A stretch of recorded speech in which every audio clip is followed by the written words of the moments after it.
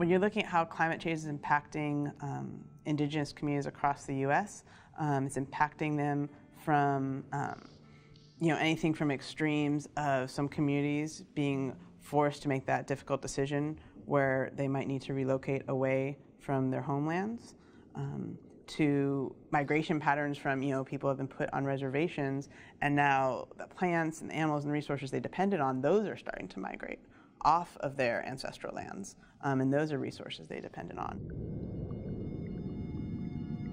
I'm an anthropologist by background, and a lot of what I do is really focused on how to bring different groups of people from different ways of knowing and understanding, whether you're coming from different community backgrounds, whether you're coming from more of a Western science background, from policymakers, how to bring people to the same common table together in a conversation and engage with each other on equal footing as to how can we work together to most effectively and culturally appropriately work towards climate adaptation.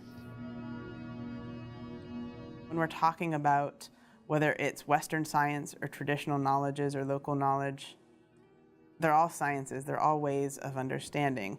And how do we have a conversation together where we're talking about the same issues, but we're not talking past each other, right? Where we find that common language to actually speak together, to hear each other, to listen to each other, and that way we can actually create a much more respectful, trusting partnership. Where folks like from the AAAS and scientists can come in is engaging with communities and asking them, what are the data gaps that you need? Do you need more information on sea level rise?